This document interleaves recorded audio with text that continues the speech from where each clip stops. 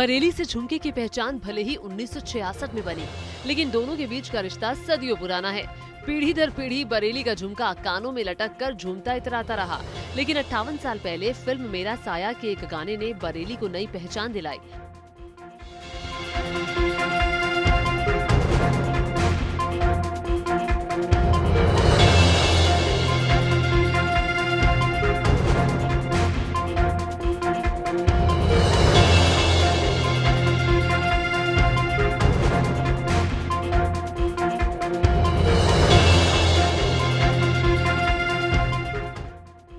तब बरेली के बाजार में झुमके की तलाश में साल 10 साल गुजरते गए।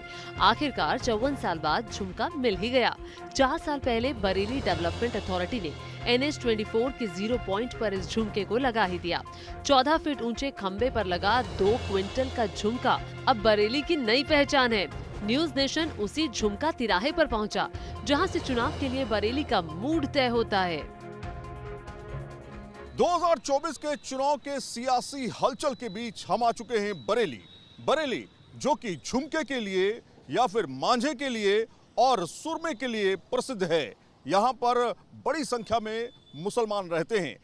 बड़े मियां किधर चले की टीम आ चुकी है बरेली में और जानने की कोशिश आखिर बरेली के मुसलमान इस बार किधर जा रहे हैं।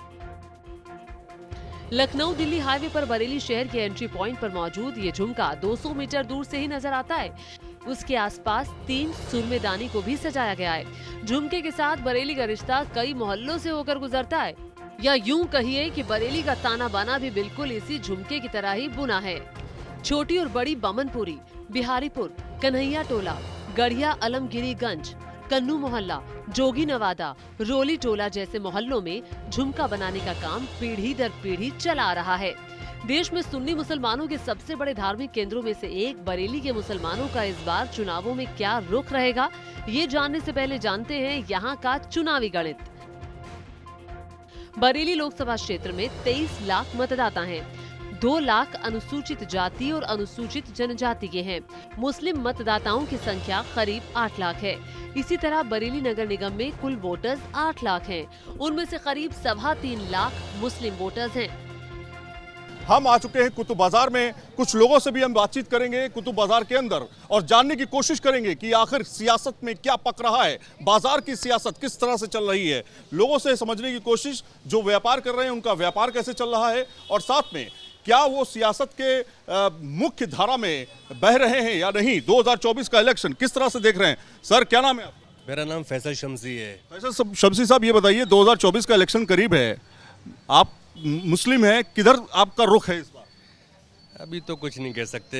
देखिए, सबसे मेन चीज़ है हमें इस सरकार से, जो बीजेपी जी गवर्नमेंट जो है, इससे अच्छे हमें लाभ मिले हैं। हमें इससे, इस गवर्नमेंट से कोई शिकायत नहीं है। इसमें क्या आपको लाभ मिल रहा है? क्या लॉ एंड ऑर्डर की समस्या ठीक हुई है या खराब हुई है, या और लॉ एंड ऑर्डर की सबसे बड़ी समस्या जो थी वो हम लोगों के लिए बहुत बेहतर हो गई है। बट जैसे कि पहले के जो कांग्रेस का टाइम था, उसके टाइम पे चोरी चकारी और लड़ाइयाँ दंगे इतने होते थे। समाजवादी पार्टी तो कहते हैं कि वो एक मुस्लिमों की पार्टी मानी जाती रही है। इस बारे में मैं सर कुछ खुल के नहीं बोलूँगा, बट हाँ 2014 के बाद से 2024 में अब आ चुके हैं। हम लोगों को कोई खुदा ना करे ऐसा कोई बड़ा दंगा देखने को भी नहीं मिला कि जिससे हम लोगों का व्यापार डैम्प हो जाए।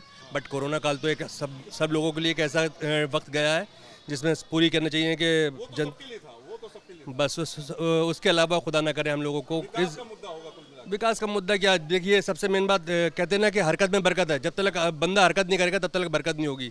ऐसे तो कहना चाहिए कि लोगों को पर अच्छे, जो कामयाब व्यक्ति होता है तो उसको पर लोग लंचन लगाते हैं। तो कुछ और लोग भी हैं, उनसे बातचीत करेंगे, क्या व्यापार चल रहा है, कैसे उनकी दुकानदारी चल रही है। देखिए, कुछ हिसाब किताब ये कर रहे हैं अपने दुकान का, और कहीं ना कहीं व्यापार जो है वो भी सियासत तय करता है। नाम क्या आपका? 1100 रुपये होगा। फ़हीम नाम है मेरा। फ़हीम नाम है। 1100 रुपये के चक्कर में अपना नाम भूल गया। जी बताइए। तो ये बताइए फ़हीम भाई कि क्या लग रहा है 2024 इलेक्शन में कौन है आपका अपना? मोदी जी। मोदी जी कब से मुसलमानों के होने लगे? नहीं, मुसलमान तो मानता है उन्हें, ऐसी बात नहीं। मुसलमान मानता है लेकिन वोट नहीं देता। नहीं, तो ये तो बात सोच है आप लोगों की, ऐसा नहीं है। अच्छा, ऐसा नहीं है। लखनऊ से 252 किलोमीटर और दिल्ली से 250 किलोमीटर दूरी पर यानी बीच में बरेली, जहां से कोई मुख्यमंत्री की तरफ देखता है तो कोई प्रधानमंत्री की तरफ। बरेली लोकसभा सीट पर बीजेपी का दबदबा रहा है। यहां से संतोष कुमार गंगवार 8 बार लोकसभा चुनाव जीत चुके हैं। हालांकि इस बार उन्हें टिकट नहीं मिला है। उनकी जगह बहेड़ी से पूर्व विधायक छत्रपाल सिंह गंगवार को बीजेपी ने टिकट दिया है। बरेली के राजनीतिक समीकरणों की बात करें तो बरेली में बीजेपी का वर्चस्व रहा है। यहां से संतोष कुमार गंगवार करीब 8 बार सांसद रहे हैं। 10 बार उन्होंने चुनाव लड़ा और 8 बार जीत हासिल की। लेकिन इस बार संतोष कुमार गंगवार का पत्ता साफ हो गया। यहां पर से छत्रपाल गंगवार जो हैं उनको टिकट दिया गया है। सवाल यह भी खड़ा होता है कि आखिर विधानसभा में किसका जोर रहा है। अगर बरेली की बात करें तो यहां पर करीब 9 विधानसभाएं हैं। 9 विधानसभाओं में 7 विधानसभा पर बीजेपी का कब्जा है। इसलिए ऐसा माना जाता है कि आने वाले समय में यहां पर बीजेपी की सरकार यानी कि बीजेपी के एमपी ही बन सकते हैं। 24 के चुनाव के लिए बरेली के मुसलमान एक बार फिर तैयार हैं। बरेली के जिस बाजार में झुमका गिरा था उसी बाजार में न्यूज नेशन की टीम पहुंची। बड़े मियां से पूछा, इस बार किधर चले? तो बाजार में घूमते घूमते हम आ चुके हैं एक ऐसी बाजार जिसे बरेली की सबसे बड़ी बाजार कहा जाता है। और ये बाजार व्यापारियों के लिए एक सियासत वाली बाजार भी मानी जा सकती है, क्योंकि यहीं से सियासत तय भी होती है। व्यापारी जिधर गया जीत उधर हुई, ये भी कहा जाता है। नाम क्या? मेरा नाम चांद साबरी। चांद साहब भाई, ये बताइए कि 2024 का इलेक्शन करीब है, क्या मुसलमानों के लिए मुद्दे हैं बरेली में खास तौर पे, और बड़े मियाँ किधर जा रहे हैं इस बार? देखिए जनाब, मुद्दा मेन चीज़ यह है कि बरेली का नहीं, पूरे प्रदेश पूरे देश का एक ही है, वो है रोजगार, देश का विकास जो होना चाहिए। इस पे विकास कौन कर रहा है? अखिलेश यादव विकास कर रहे हैं, कांग्रेस विकास कर रही थी, या ये प्रेजेंट गवर्नमेंट विकास कर पा रही है? देखिए विकास अब जैसे अब तक तो जो था, इलेक्शन अभी तक था 24 में, अब इलेक्शन आ रहा है। देखिए अब नई एक आशा लगती है, एक उम्मीद नई आदमी रखता है कि नई सरकार बनेगी, वो और तेज़ी से विकास बढ़ेगा। जो खासकर मुसलमान को जो चाहिए उसे चाहिए शांति, सुकून। मतलब वो ज़्यादा उन चीज़ों में नहीं पड़ना चाहता जिससे कि देश में या प्रदेश में या शहर का माहौल ख़राब। लॉ एंड ऑर्डर की बात कर। हाँ, मेन लॉ एंड ऑर्डर चाहता है, अपने काम से काम रखना चाहता है, और देश के उन्नति जिसे कहना चाहिए विकास में एक हिस्सेदारी चाहता है, जो आज तक हमेशा चली आई है। वो ये चाहता है कि देश के अंदर सुकून रहे, प्रदेश में शहर में सुकून रहे, हर आदमी अपने अपने घर में चैन अमन से रहे। बड़े मियाँ ये तो बता दिए किधर जा रहे हैं, ये बताइए। देखिए ये मुसलमान की मैं बात कर सकता हूँ कि जनरल मुसलमान चाहेगा तो वो जहाँ तक है इंडियन गठबंधन के साथ जाएगा। इंडिया गठबंधन के साथ जाएगा। अब आपने खुल के बात कही है कि मतलब किधर जाना चाहते हैं, वो साफ हो चुका है। कुछ और लोग भी हैं बाजार में, उनसे भी बातचीत कर लेते हैं। विकास एक अहम मुद्दा हो सकता है, लेकिन उसके साथ में सुकून और शांति भी चाहिए। नाम क्या है? आमिर। आमिर भाई, सैयद आमिर हुसैन मेरा नाम है, बहुत अच्छा लगा। ये बताइए कि क्या मुद्दा है इस बार, क्या खिचड़ी पक रही है? खिचड़ी सर आपस में सर ये राजनीति है, राजनीति में हम कुछ कह नहीं सकते। इसमें बस जिसको भी वोट दे सोच समझ के वोट दें, जो भी दें, और सही सिलेक्शन करें बस। ये तो आपने बोल दिया उन लोगों के लिए जिनको आप सलाह देना चाहते हैं। आप क्या कहाँ जा रहे हैं? बड़े मियाँ किधर जा रहे हैं? अरे सर मेरा कांग्रेस पे जाएगा या मोदी पे जाए, मगर वोट ज़रूर होगा। विकास का मुद्दा होगा या फिर धर्म की राजनीति, जात की जीत इसमें किसी की नहीं, क्योंकि ये राजनीति चल रही है इस समय। बस आपस में लड़वा हो रहा है और कुछ नहीं हो रहा है। ना लड़ाई करें ना कुछ करें, भाईचारा बनाए रखें, बस बेस यही चीज़ है। कांग्रेस को वोट दें चाहे किसी को वोट दें, मगर वोट सोच समझ के दें। पीएम के तौर पे किसको देखना चाहते हैं, राहुल गांधी या मोदी? हर साल बदलना ज़रूरी होना। केंद्र में मोदी सरकार और यूपी में योगी सरकार यानी डबल इंजन का फायदा बरेली को मिला। बरेली शहर की तस्वीर बदलने लगी, विकास को पंख लगने शुरू हुए। महानगरों की तर्ज पर बरेली का विकास शुरू हुआ।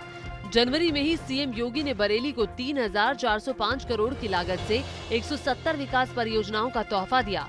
जाहिर है बरेली के मुसलमानों के लिए भी शहर का विकास पहली पसंद बन गया। मेरा नाम मोहम्मद यासीन। मोहम्मद यासीन साहब, ये बताइए इस बार 2024 का चुनाव है, क्या लग रहा है दिमाग में, किसको वोट जाएगा आपका?